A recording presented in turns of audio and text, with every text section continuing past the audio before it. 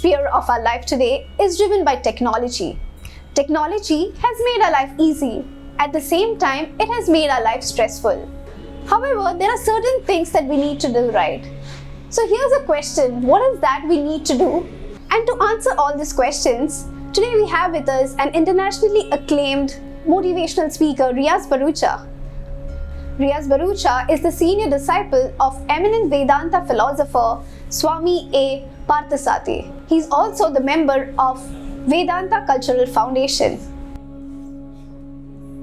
So the mind is said to be a very important, powerful tool known to mankind. So is it a choice or necessity to take care of our mind? Great question. First of all, you need to understand the mind and what it is. So a human being's inner personality is built of thoughts. These thoughts are classified into two types. One is the indiscriminate type of thought, which is your impulses, your whims and fancies, likes and desires. So the mind is the indiscriminate aspect of each person, the child as it were within you. As opposed to the mind, there is the intellect, which is the faculty of thinking, reasoning, analysis, understanding. Similarly, the intellect needs to take care of the mind, not to suppress or suffocate it, but merely to make sure that the mind does not end up stressing and agitating itself and thereby disturbing the personality, ruining his life. Okay, so how you said, a lot of people today, what happens to them, the term self, okay, in order to attain something, they're constantly running after things, okay, and due to which they are not enjoying the process. How do you see this situation? You see, this is another typical behavior of the mind. The mind is full of desires. Now, the desires of the mind are never ending. So, whatever desire you fulfill, the mind demands something more. And unfulfilled desires equals stress. There is no harm in achievement, but you have to be careful to control the mind and its desire-ridden nature. There's a very common phrase that we come across, loneliness in a world full of people. Okay, in relation to Vedanta, how do you feel to tackle this problem? So, loneliness in a world full of people simply sounds like I am looking for people to give me attention. If I am worth the attention, why won't people give me attention? If I am looking for everybody to cater to me, that's the best way to lose everybody's interest and attention. But if I have an interest and an enthusiasm to help, to serve, to support, to benefit other people, can you tell me which unselfish person will ever be left alone? So there you have it. It's just a question of why you are feeling lonely. What is the reason that people are not approaching you? It's because they know the moment I approach this person, there'll be a request. Consider, is any unselfish person ever left alone? Because the vast majority, frankly, are selfish. So they will all congregate around an unselfish person because that guy is a giver. He's giving because he loves to give. He wants to give. He understands it's my obligation as a human being to give.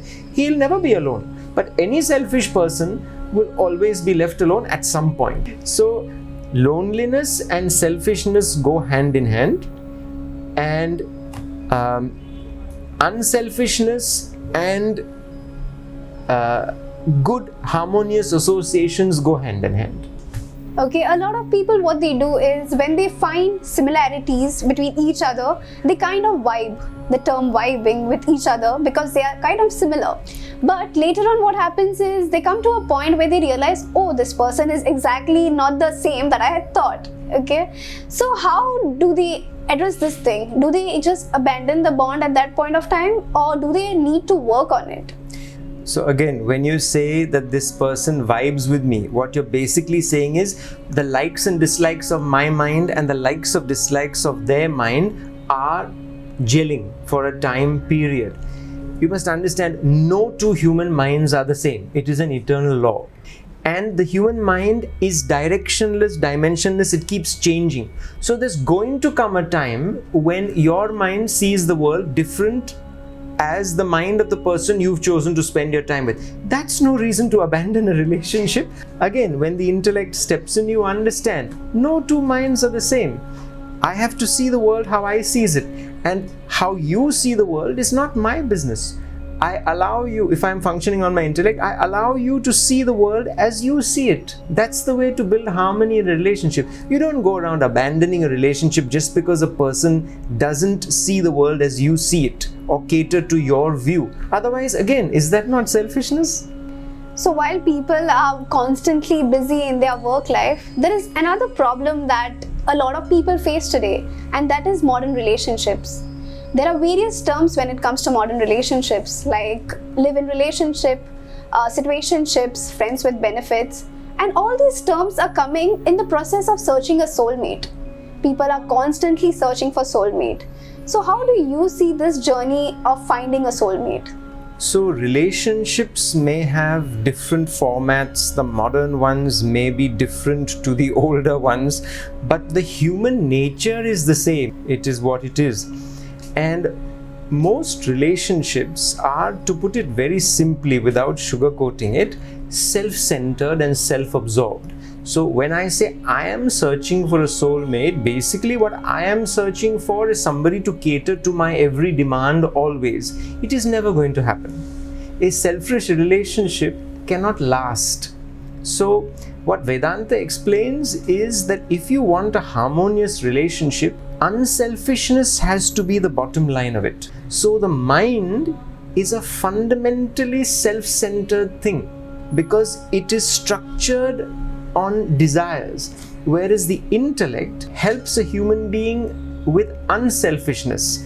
The intellect assesses, this is what I want, but this is what the person can do for me. If you run the relationship based upon the intellect, you have an assessment, you understand the person's nature and relate to them accordingly.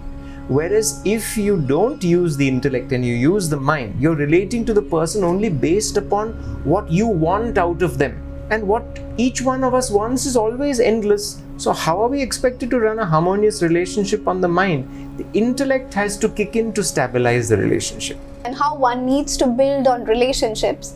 There are not couples as relationships, but there are many more relationships in our neighborhood, our cousins, our friends, and even our family. So how would you suggest what people need to do in order to improve these relationships?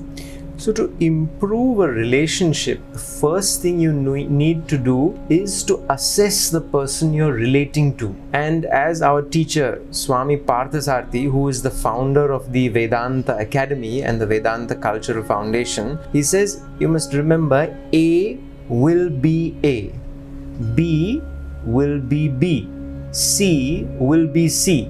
But you want A to have B's qualities and B to have C's qualities. It's not going to happen. You want, again, as Swamiji beautifully puts it, he says, why do I want a mum to be, or a mum-in-law to be a mum? A mum-in-law is going to be a mum-in-law. A mom is going to be a mom. Why do I expect a mom-in-law to behave like a mom? It's not going to happen.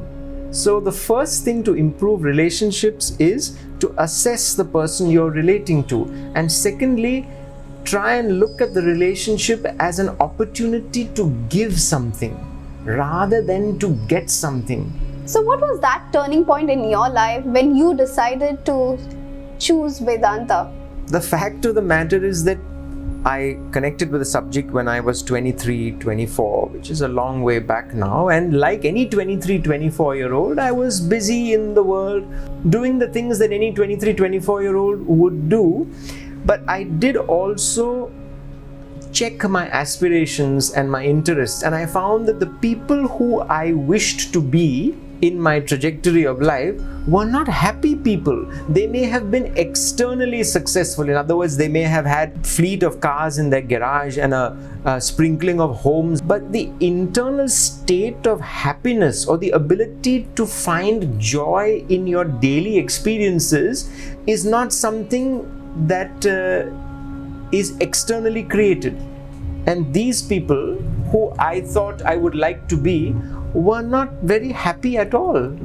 So I started exploring the other avenues of education, questioning basically, how does one really gain satisfaction, happiness? Does it come through name and fame? Does it come through money? Does it come through popularity? Does it come through social media likes? How does it come? Prompted me to question, okay, well then where does it come from? Where does happiness come from? And I chanced upon this incredible knowledge which is the heritage of our country, India.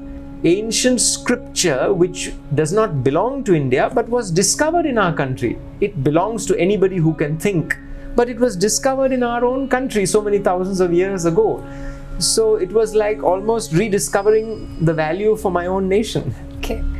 You also have done hospitality. Yes. Okay, how did you put hospitality and Vedanta teaching? Did it ever come useful to you? Was it ever useful to you? Well, I do remember that I was all alone for 3 months during the lockdown, and if I couldn't cook, I don't know how I'd have survived. But that's not really the point. The point is, the hospitality industry or any industry is basically an avenue of service. So a customer service has become more a gimmick than an actual principle of work. So in fact, learning the subject would give any hospitality member or sales member or service member or professional member a new way to look at their own work as a way to genuinely impart some value to the person they are serving, to a customer. The customer is actually looking to be satisfied. So if you look at giving, again, trying to give a benefit rather than trying to take a fee, then the flavor of your activity changes. You become enthusiastic and you enjoy it. Whereas if all you're thinking about is how can I get out of it, the work begins to become burdensome. So in all lines of work, this principle of Vedanta stands good. It re-enthuses you to work. It gives you an enthusiasm and a joy to do your daily activities rather than making work a burden, Otherwise we feel, oh, I'm waiting for Saturday, Sundays, when I will be off. If you're constantly running from your work, you can't be doing a great job while at work, right? So it's like that. With the subject of Vedanta, as Swamiji says, you look forward to Monday mornings as much as you look forward to a weekend. Again, it's a skill, it's a perspective. You need to develop that. Then any service becomes a pleasure. Like we do our day-to-day activities at work. So how can we practice Vedanta teachings in our day-to-day life? It's an interesting question. What you're asking is, how do you practice Vedanta in daily life, or is Vedanta something that has to be practiced outside daily life? Vedanta is simply the science of life and living. It is a bank of eternal wisdom which contains the fundamental principles on how to live a successful and peaceful life. So Vedanta is meant to be practiced in daily life. A lot of time what happens is that it is very easy to say it rather than practicing it for common men. Okay? Any tips that you would give common people to start with where they could actually practice this thing? Absolutely. The first thing that all of us need to do is to realize our areas of ignorance.